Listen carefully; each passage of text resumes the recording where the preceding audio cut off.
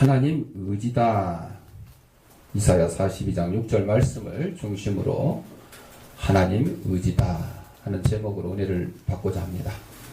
지금 보여드린 영상에서 한 사람의 전도자로 많은 영혼들을 하나님께 인도했다. 이런 내용이 나와 있습니다. 전도뿐만이 아니고 이 사회도 마찬가지입니다. 한 사람의 지도자가 얼마나 나라와 민족을 위해서 충성하고 헌신하느냐에 따라서 이 나라가 바로 서고 부흥할 수 있는 나라가 되는 것이고, 한 사람의 지도자가 엉망으로 나라를 다스리게 되면 나라는 혼란에 빠질 수밖에 없다 하는 사실을 우리는 역사적으로 많이 봐왔지 않습니까?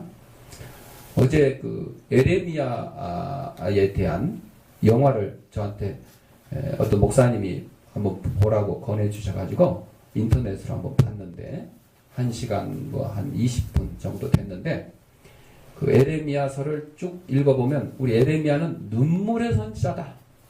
나라와 민족을 위해서 눈물로 기도한 선지자였는데, 근데 여러분, 이스라엘이 바벨론의 침략을 받아서, 느부갓네살 왕의 침략을 받아서 멸망당하는 내용인데, 문제는요,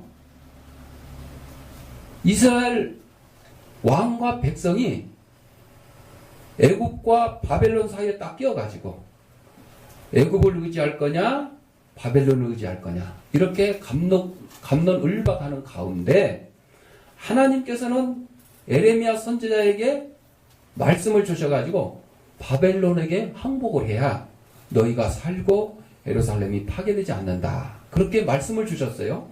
그래서 왕에게 시드기야 왕입니다. 원래 이름은 마따냐라고 했는데,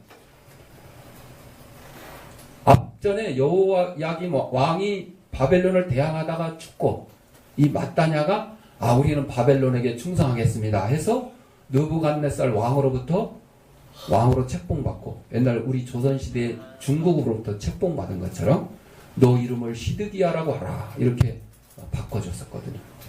그랬는데 나중에 신하들이 우리 애굽에다가 도움을 청하고 바벨론에 조공 보내고 이런 거 하지 맙시다 이렇게 되는 거예요. 꼭 우리나라 조선시대 역사하고 그 맥락이 이렇게 비슷한 것 같아요. 그런데 하나님께서는 에레미야 선지자에게 말씀을 주셔가지고 애굽을 의지하지 말고 바벨론에게 항복하라 이렇게 했어요. 근데 왕이 말을 안 들어요. 신하들도 말을 안 들어요. 그래서 오히려 에레미야를 매국노다, 아니 이스라엘 편을 안 들고 우리나라를 침략하려고 하는 그 바벨론의 편을 들어서 그쪽에 항복이 와서 한다 이러니까 싫어하는 거죠. 그래서 에레미야를 감옥에 오히려 가둬놓고, 그런데 결국은 바벨론의 느부갓네살 왕이 예루살렘을 침략을 해서 성을 다 무너뜨리고 예루살렘 성전에 있는 하나님의 성물들을 다 뺏어가고 지도자들을 포로로 막 잡아갑니다. 그러면서 에레미야는 감옥에서 끌어냅니다. 그때 왕이 에레미야 선지자의 이름을 알고, 또 바벨론의 군사들조차도 에레미야 선지자 이름을 알아요. 왜 아느냐? 그들에게도 하나님이 말씀을 주셨어요. 그래서 하나님을 섬겨야 될 하나님의 택한 백성 이스라엘의 왕과 그 백성들은 하나님을 배반했어요. 막 우상을 섬기고 그 벌 때문에 멸망을 당하게 되는 거예요. 그런데 그들을 멸망시키러 온 바벨론의 느부갓네살 왕은 뭐라 그러는 줄 아세요? 우리가 하나님 말씀, 여호와의 말씀을 순종하는 것이 옳다. 그러면서 이스라엘을 함락시킨 거예요. 그리고 시드기야 왕을 죽이려고 하는데, 시드기야 왕이 하나님께서 나의 목숨은 보존해 주시겠다고 했다. 그러니까 좋아, 내가 다른 우상의 말은 못 들었더라도 이스라엘의 여호와 하나님의 말씀은 내가 순종하겠다. 그러면서 시드기야의 목숨은 보존하되 그의 두 눈을 멀게 하고 포로로 끌려갑니다. 그의 아들들은 다 그 자리에서 죽임을 당합니다. 여러분, 그러니까 하나님께서 이스라엘 백성을 채찍을 때리는데 그 채찍으로 이용한 나라들이 바벨론, 애굽, 아수르, 블레셋 여러 나라들이 있었어요. 그런데 그 채찍으로 온 그들의 입에서 하나님의 이름을 댑니다.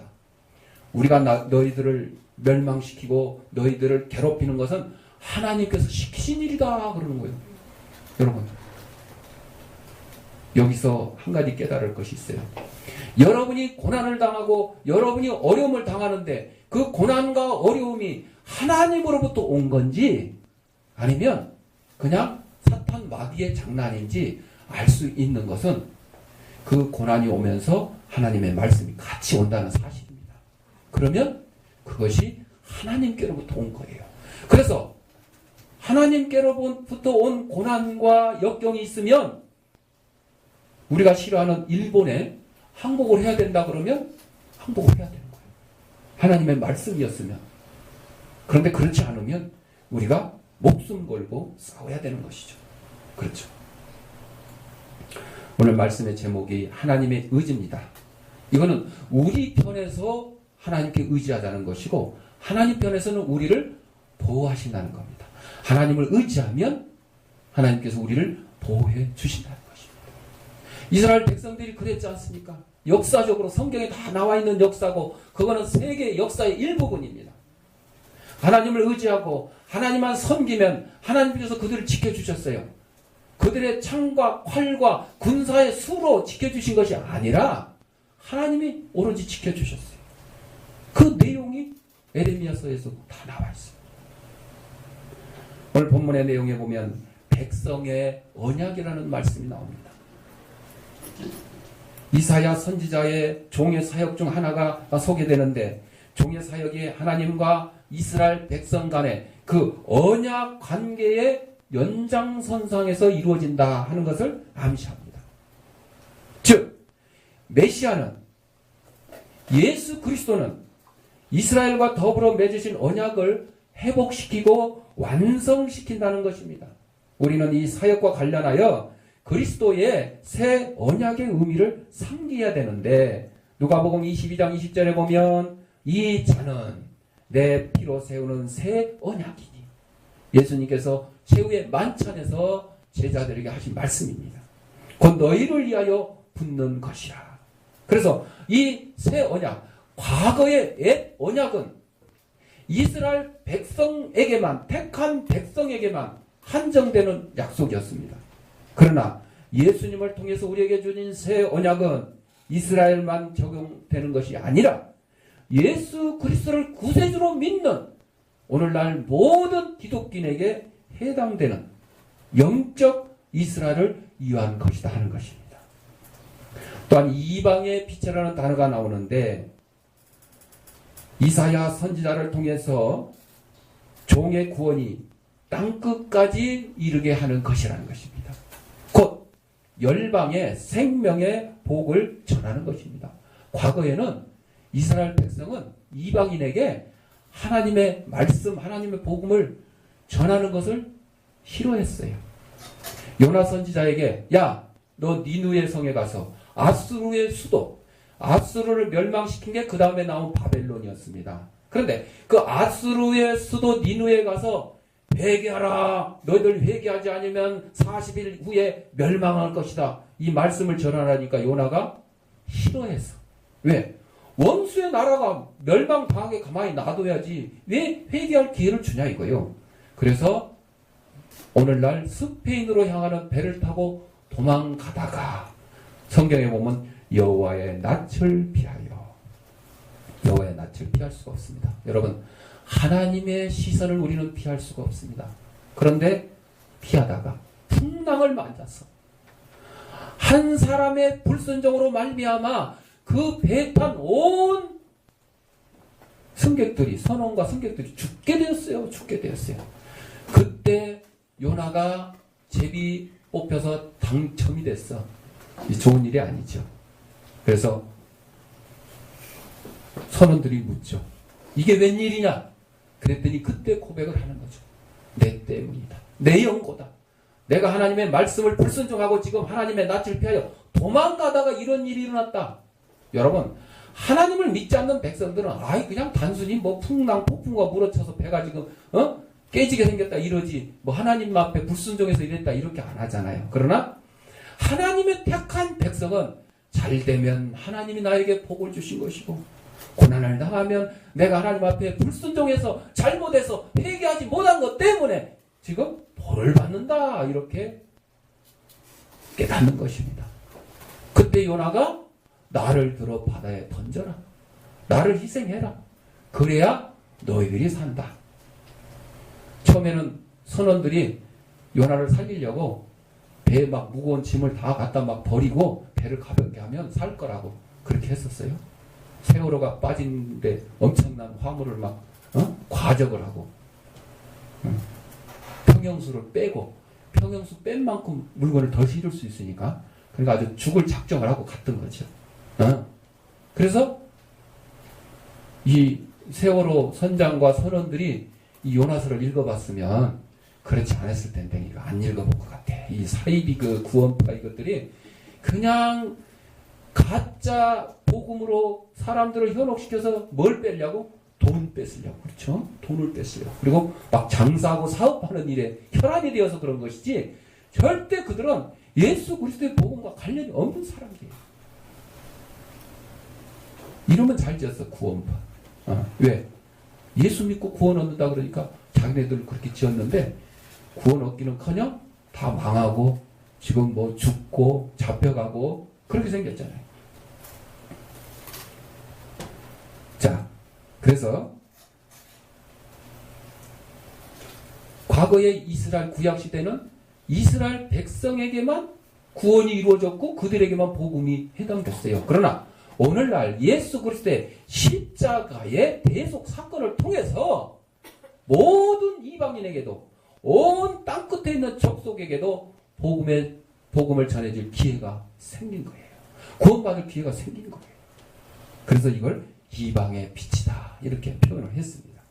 요한복음 12장 32절에 보면 예수님께서 예루살렘 성에 입성한 후에 그를 찾아온 헬라인, 오늘날 그리스 사람들을 헬라라고 그러는데, 그들과 나는 대하에서 이렇게 말씀하십니다. 내가 땅에서 들리면 모든 사람을 내게로 이끌겠노라. 땅에서 들린다는 건 뭐예요? 예수님이 십자가에 달리신다는 겁니다. 달리셨잖아요. 그리고 모든 사람을 예수님께로 이끈다는 거예요. 이방 사람에게도 복음에 전파될 기회를 주시고 그들에게 구원의 기회를 주신다는 내용입니다.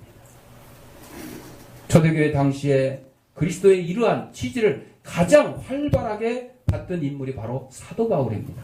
그래서 예수님의 12 제자들은 거의 국내 전도를 담당을 했고, 나중에 사도 바울을 통해서 이방인에게 복음을 전하는, 이방인을 위한 사도로 부름받은 사람이 사도 바울이었어요. 그래서 갈라디아서 2장 8절에 베드로에게 역사하사 그를 할례자의 사도로 삼으신 이가, 예수님이 베드로는 유대인들의 복음을 전하도록 세웠는데 또한 내게 역사하사 나를 이방인에게 사도로 삼으셨느니라. 사도 바울 자기는 이방을 위한 전도자로 세웠다는 거예요. 그래서 사도 바울이 결국 어디까지 갔어요? 로마의 감옥까지 가서 복음을 전하는 계기를 삼게 되는 것입니다. 하나님의 백성이 불같은 시험을 만나고 폭풍 같은 시련을 당할 때에도 두려워 떨지 않고 담대함을 유지할 수 있는 이유가 뭐냐? 바로 폭풍을 만난 요나와 같은 겁니다. 자신이 소유자가 아니라 내가 가진 돈과 명예와 부귀와 권력과 심지어는 내 몸뚱아리까지도 내 것이 아니고 누구의 것? 하나님의 것이라는 것을 깨닫기 때문에, 그래서 고난이 와도 폭풍이 와도 두려워하지 않는 거예요. 죽음의 칼날이, 죽음의 총구가 나를 겨냥해도 예수 때문에 목숨 내놓을 수 있는 겁니다. 실로 하나님이 친히 택하시고 영원한 소유로 삼아주신 인생은 아무리 열악한 환경 중에서도 변치 않는 하나님의 사랑을 확신하고 기쁨의 노래를 부를 수 있다 하는 것입니다. 서대반 집사님이 복음을 전하다가 돌에 맞아 죽임을 당합니다. 그것도 동족들에게. 왜? 그들에게 기분 좋은 말을 해줬으면 좋은데 그들이 막 싫어하는 말. 에레미야 그 영화에도 나와요. 에레미야 선지자가 나는 하나님이 주신 말씀을 전할 뿐이다. 왕이 야 하나님이 왜 나에게 말씀 안 주고 왜 내에게 줬냐 그랬더니 에레미야가 뭐라고 하는지 알아요? 하나님이 당신에게도 하나님만 전심으로 섬길 것을 원했지만 커튼을 군 걸 뒤쪽에 커튼을 탁 여니까 이방 신상 쫙 나온 거예요. 이거 보시오. 당신은 하나님만 섬기지 아니하고 이렇게 우상들을 섬겼어. 그러니까 왕이 뭐라고 핑계댄지 아시죠? 백성들이 원해서 그랬다. 에레미야가 얘기합니다. 당신이 지도자요. 지도자가 앞장서서 솔선수범해야지 우상을 섬기지 않아 백성들을 왜 뒤따르냐 이거예요. 맞습니다. 하나님께서 우리에게 주시고자 하는 말씀을 전하라고 할 때는 전해야 되는 거예요. 그것을 피하면 시드기야 왕의 꼴이 되는 거예요. 목숨은 구했지만 두 눈이 멀고 쇠사슬로 끌려가서 바벨론 땅에 끌려가서 노예 생활을 하게 돼요.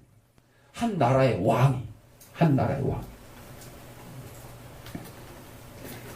따라서 우리는 낙심하고 탄식할 수밖에 없는 일을 만날 때마다 우리 자신이 하나님의 거룩한 소유임을 다시 한번 상기함으로써 그 모든 어려움을 극복해 나가야 됩니다. 엄마가 아들 말 안 듣는다고 막 때리면 아들이 반항하면서 이렇게 얘기해요. 내 때리면 내가 아픈 것보다 엄마의 아들이 더 아픈 거니까 마음대로 하시오. 내가 내 소유가 아니고 엄마 소유래. 그러니까 마음대로 하시오. 내 자식 아픈 게 아니고 당신 자식 아프잖아. 자, 그것을 우리의 믿음으로 승화를 시켜야 되는 거예요. 이럴 때 쓰는 게 아니고. 그러니까 하나님 앞에 기도할 때 그래요. 내가 공고함을 당할 때 하나님 내가 지금 어려움 당하는 게 아니라 하나님의 백성이 지금 어려움 당하고 있잖아요. 그런데 하나님 그냥 놔둘 겁니까? 이렇게 간구하는 거요. 이렇게 기도하는 거요. 그게 내가 내 소유가 아니고 하나님의 소유라는 거예요. 하나님의 소유. 생물학자 베스티언이 작은 나뭇가지나 덤불 속에 집을 짓고 있는 거미를 이렇게 관찰하는 학자였는데 흥미로운 사실을 하나 발견했어요. 거미 새끼들이 있다가 갑자기 뭐 다른 곤충들이나 이렇게 거미 새끼들을 잡아먹으려고 탁 하는데 옆에 있지도 않던 거미 애미가 어디선가 쏜살같이 나타나서 그 새끼들을 지키는 거예요. 야, 희한하다. 어떻게 이렇게 알 수 있었을까? 그리고 자세히 관찰을 했더니 거미는 거미줄을 치잖아요. 그래서 새끼들 몸에다가 자기 거미줄을 다 연결해 놓는 거예요. 그래서 어미가 저만큼 나가서 볼일 보다가도 새끼들이 딱 발버둥을 치면 그 연결된 거미줄이 신호를 보내는 거예요. 그러니까 아차! 우리 새끼들에게 위험이 닥쳐왔구나 하고 쏜살같이 쫓아가서 탁! 방어를 하는 거예요. 먹이가 거미줄에 걸려도 그렇죠? 거미는 자기가 쳐는 그 거미줄에 먹이가 딱 걸리잖아요? 그러면 본인에게 다 그렇게 전달이 되는 거예요. 그래서 쏜살같이 쫓아가서 먹이를 탁 낚아채는 것입니다. 바로 우리가 하나님을 의지하면 하나님과 우리와 직통선이 연결되는 거예요. 그래서 나에게 어려움이 있어서 아이고 하나님 내가 아니라 하나님의 백성이 죽어갑니다. 고통당합니다. 빨리 구해주시하고 SOS를 딱 치면 하나님이 오케이 걱정하지 말아라. 거미는 달려오지만 하나님은 달려오시는 분이 아니라 그냥 그 자리에서 어디에 계시는 하나님은 현재 어느 곳에 계시기 때문에 우리의 일거수일투족을 다 알고 계십니다. 알고 계시며 내가 계획하는 것 그 이상의 놀라운 계획을 가지고 나를 인도해 주시는 분이 하나님이시기 때문에 우리는 하나님께 의지하고 하나님의 보호를 받을 수 있다는 것입니다. 지금까지 사람들은 과학 문명이 발달하면 발달할수록 좀 더 나은 인생을 살 수 있고 좀 더 평안하고 행복한 삶을 살 수 있다고 믿었습니다. 그런데 아니 자동차가 없던 때보다 교통사고가 더 나요 안 나요? 더 많이 났잖아요. 그렇죠. 그냥 나룻배 타고 다니면 나룻배 5명 10명 딱 탈 만큼만 타고 가는데 세월호처럼 몇천 톤짜리 큰 배가 생기니까 막 그냥 있는 대로 때를 실어가지고 야 더 실어 물 빼고 더 실어 이래가지고 침몰당하는 이런 일들이 일어났잖아요. 네. 총? 무기를 만들어서 적군을 물찌르려고 만들었는데 결국 그것 때문에 많은 사람들이 그냥 우리나라는 그런 일이 없습니다만 총기 소지를 마음대로 할 수 없으니까 미국에서는 그냥 뭐 학교에서 총 쏘고 뭐 길거리에서 총 쏘고 슈퍼마켓에서 총 쏘고 기분 나쁘면 막 총 쏘는 거예요. 그래서 많은 사람들이 죽고 다치는 거죠. 비행기 얼마나 빨라요. 응? 우리가 부산까지 차로 막 4시간 막 가야 되는 거를 비행기는 뚝 떴다가 한번 힘주면 그냥 1시간 내에 부산에 가는 거예요. 얼마나 좋습니까? 그런데 그 비행기가 딱 추락하면 100% 그냥 사망이에요. 100% 사망. 그런데도 교통기관 중에서 통계적으로 비행기가 제일 안전하답니다. 그러니까 죽을 때 그냥 왕창 죽지만 그게 자주 안 떨어지니까. 뭐 자전거 여러분 걸어다니는 게 제일 안전한 것 같아요? 뭐가 와서 나를 치어. 버스 기다리는데 와서 치고 자전거 타고 가는데 치고 나는 분명히 파란 신호에 건넜는데 어떤 놈이 와서 또 치고 옛말에 접시물에도 코 빠져 죽는다 말이 있듯이 안 죽을 것 같은데 그냥 죽는 일들이 이렇게 많이 일어나. 그러니까 과학 문명이 발달하면 우리가 더 안전하고 행복한 삶을 살 것 같은데 그렇지 않은 것이 오늘날의 현실입니다. 그렇기에 우리는 더 안전하기 위해서 보험에 가입하고 화재보험, 가스보험, 또 배상책임보험 막 보험에 가입하고 또 유명한 사람들은 보디가드를 대동하기도 하고 별의별 안전조치를 취합니다. 그럼에도 불구하고 대통령이 뭐 보디가드가 없어서 죽었어요?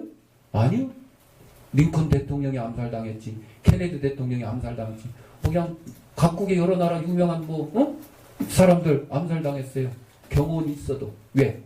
경호원이 있어도 그거보다 더 치밀한 망원경을 이용한 저격수들이 저격을 하기 때문에 당할 수밖에 없는 거예요. 그러니까 아무리 과학이 발전하고 우리가 더욱더 안전하고 행복해질 것 같지만 그것 때문에 발전된 과학 때문에 우리가 더욱더 위험을 얻게 된다는 것입니다. 그래서 우리 스스로의 노력과 또 온 시민들의 노력에도 불구하고 그것이 안전해지지 않는 거예요. 어차피 이 땅과 우리 사람들은 하나님의 피조물이고 불안전한 사람들, 불안전한 사회에서 살고 있기 때문에 그렇습니다. 그렇다면 완전한 안전과 행복을 추구하는 길은 오직 하나님을 의지하는 길밖에 없다는 것이에요. 이 땅에서 우리 기독교인들이 아무리 하나님 잘 믿고 살아도 기독교인 목사, 장로 할 것 없이 암병으로 죽는 사람 마음으로 죽는 거예요. 교통사고로 죽을 수도 있어요. 총 맞아 죽을 수도 있어요. 이 땅에서의 삶은 100% 안전하고 행복하지 않기 때문입니다. 그런데 바로 우리들에게 천국을 허락해 주셔가지고 천국에 들어가기만 하면 100% 완전 안전하고 100% 행복한 삶을 살 수 있다는 것입니다. 한 선교사가 1997년 미국의 미시간주 어느 교회에서 선교 보고를 하고 있는 중인데 내용이 이렇습니다. 자기가 아프리카에 선교하면서 이 마을 저 마을로 약품을 전달을 해주고 했는데 한 정글을 막 통과하는데 군인 2명이 막 싸우고 있어요. 한 군인이 심하게 다쳐서 피를 흘리고 있어서 그를 잘 치료해 줬습니다. 그리고 그들에게 예수님의 복음을 전하고 돌아왔습니다. 그 후에 그 치료받은 군인이 며칠 후에 선교사를 찾아왔습니다. 그리고 고백을 합니다. 선교사님, 사실은 저희가 아까 며칠 전에 싸웠던 그 군인하고 저하고 둘이서 선교사님이 이 마을 저 마을 약품을 전달하고 다니고 또 돈도 가지고 있을 걸로 알고 있었기 때문에 그것을 뺏으려고 정글에서 기다리고 있다가 막 뺏으려고 했는데 딱 보니까 그 선교사님 호위병이 26명이나 딱 눈에 보이더래요. 그래서 깜짝 놀라서 덤비지도 못하고 그냥 둘이 싸움만 하고 있었대요. 그래서 선교사가 아니 나는 경험이 없는데 아니요. 나만 본 것이 아니라 우리 일행이 5명이나 있었는데 분명히 세어보니까 26명이 있었대요. 그때 선교사의 일행 중 한 명이 벌떡 일어나서 선교사님 그때가 언제쯤 되지요? 하고 날짜를 쭉 짚어보니까 선교사님 마침 그날 내가 운동을 하러 가려고 준비를 하고 있었는데 성령님께서 나보고 선교사님을 위해서 기도하라는 강한 감동을 주셨어요. 그래서 내가 운동 가던 걸 그만두고 교회 가서 여러 성도들을 불러다가 함께 기도를 했습니다. 그래서 그럼 그때 같이 기도했던 성도님들 일어서 보세요 하고 딱 일어섰는데 숫자를 쉬어보니까 몇 명? 26명이었더랍니다. 26명. 말도 안 되는 소리 같죠? 여러분, 이스라엘이 적의 포로에서 사마리아 성이 포위됐을 때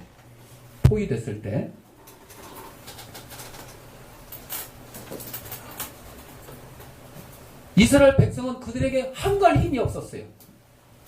그래서 사마리아 성에서 아들을 자기 자식을 삶아 먹을 것이 없어서 그런 일이 일어났었어요. 그랬는데 그 이스라엘 사마리아 성을 포위하고 있던 그 군대가 도망을 쳤어요. 그때 이스라엘 백성들은 몰랐는데 그 포위하고 있던 적군들에게는 수많은 천군 천군들이 그들을 에워싸고 그들을 선별하려고 오는 장면을 보았던 거예요. 그래서 그냥 걸음아 나 살려라고 총, 칼, 그때 총이 없어요. 칼, 방패, 먹을 거 다 놔두고 도망가 버렸어요. 그래서 굶주려 죽게 된 그 이 사마리아 성이 오히려 적군들이 놓고 간 식량으로 굶비밥을 면하게 되었다 하는 것이 성경에 나와 있어요. 이와 같은 일이 바로 이 선교사님에게도 일어난 거예요. 적의 교회는 보이지 않았지만 하나님께서 26명의 기도하는 용사들을 통해서 천사를 보내주시고 그들을 지켜주셨던 것입니다. 성경의 인생을 우리는 나그네의 인생이다 이렇게 비유를 하고 합니다. 우리는 이 땅에서의 삶이 다가 아니라 어디를 향해서? 천국을 향해서 가는 백성들이기 때문에 우리는 이 땅에 80평생 100세 이 사는 것이 다 나그네와 같다 그랬습니다. 나그네와 같다 그랬습니다. 여러분, 나그네들이 유목민족들이 그 나그네 같다 그래요. 몽골 민족들이 그렇죠. 텐트 치는데 오늘은 여기서 텐트 치고 가축 치고 살다가 또 필요하면 그 다음날 이사 갈 수도 있고 아니면 거기서 한 달, 1년, 2년 머무를 수도 있고 그러나 그들은 또 이사를 갑니다. 구약 성경에 보면 아브라함도 그렇게 했어요. 유목민이었어요. 농사를 짓는 농경민이 아니라 유목민이었어요. 그래서 그들은 나그네와 같은 인생이기 때문에 언제든지 이사갈 준비를 하고 그냥 간단하게 그냥 천막 탁 쳐서 살고 또 탁 걷어서 이사가고 이렇게 했었어요. 근데 오늘날 정착을 하게 되니까 이제는 철근 콘크리트로 아파트를 짓고 이렇게 해서 이제 살게 되지 않습니까?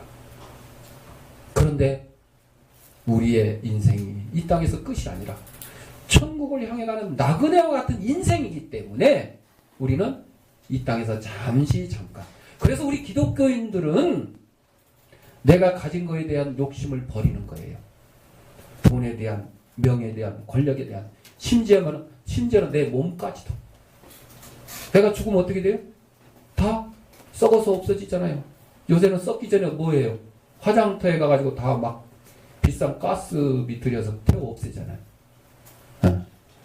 그래서 제가 장기 기증 운동하면서 시신 기증 운동도 하잖아요. 그래서 여러분들 쓰레기도 재활용하는데, 종이는 종이대로, 플라스틱은 플라스틱대로 재활용하는데 우리의 육신 얼마나 귀한 거예요. 그런데 죽었다고 그냥 그 태워서 없애거나 땅에 묻어서 썩혀서 되겠어요? 재활용해야 돼. 앞을 못 보는 사람에게 각막을 기증하고, 교통사고로 턱이 날아간 사람한테 내 턱도 기증하고, 요즘은 화상 입은 환자들 엉덩이 살 띄어가지고 막 이렇게 갖다 이식하는데 그것도 모자랐어. 여러분 엉덩이 살이 말하면 얼마나 많어. 그래서 그 피부도 기증받아요. 피부, 근육, 혈관 다 기증받아요. 뭐 몸속에 있는 장기 뭐 쓸 수 있으면 다 기증받고. 우리 기독교인들은 그렇게 해야 돼요. 그렇게 해야 돼요. 예수 믿는다고 하면서 죽으면서 시신기증하라니까 아이고 뭐 무서워서 아까워서 뭐 어쩌고저쩌고 뭐 자식들이 반대해서. 여러분 천국을 소망하며 하나님을 의지하는 백성으로 그런 소리 하는 거는요 가짜입니다. 가짜. 진짜 예수쟁이 아닙니다. 그렇잖아요. 성경에 아담에게 하나님이 말씀하셨어요. 너는 흙에서 왔으니 어디로 간다고? 흙으로 돌아갈지니라. 여러분 죽어서 다 흙으로 돌아가잖아요. 우리의 육신은 다 흙으로 돌아갑니다. 그러나 우리의 영혼은 하나님 품에 안길 줄 믿는다. 그 믿음이 있으면 다 내놓아야죠. 그렇죠? 돈도 내놓고 여러분이 가진 지식과 명예와 권력도 내놓고 몸뚱아리도 다 내놓고 가십시오. 그래야 진정한 기독교인이 되는 것입니다. 차지하려고만 하지 마십시오. 양보하고 사십시오. 나눠주고 사십시오. 이사야 43장 2절에 내가 물 가운데로 지날 때 내가 함께 할 것이라. 강을 건널 때 물이 너를 침못칠 못할 것이며 내가 불 가운데로 행할 때 타지 아니할 것이요 불꽃이 너를 사르지도 못하리라. 강을 지날 때 이스라엘 백성이 구원받았어요. 모세와 백성들이 홍해를 건널 때 하나님이 그 홍해를 갈라주셨어요. 마른 땅을 만들어주셨어요. 불꽃이 너를 사르지 못하리라. 바벨론의 포로로 잡혀간 다니엘과 그의 친구들 풀무불에 던져졌지만 그들은 머리카락 하나도 타지 아니었습니다. 따라서 우리는 이 약속을 굳게 믿고 이 절망의 땅에서 매일 소망을 노래해야 될 것입니다. 왜냐하면 우리 스스로는 한없이 절망적인 인생이지만 그럼에도 기쁨의 노래를 부를 수 있는 것은 누가? 하나님이 우리와 날마다 함께 하셔서 우리에게 도움이 되신다는 사실을 알기 때문입니다. 이제 더 이상 내 자신이나 내가 가진 돈이나 내가 가진 지식이나 내가 가진 명예를 의지하지 말고 하나님만 굳게 의지하며 승리하는 저와 여러분이 되시기를 바랍니다. 기도하겠습니다. 사랑하리가 풍성하신 아버지 하나님, 우리 이 땅에 보내주시고 하나님의 귀한 백성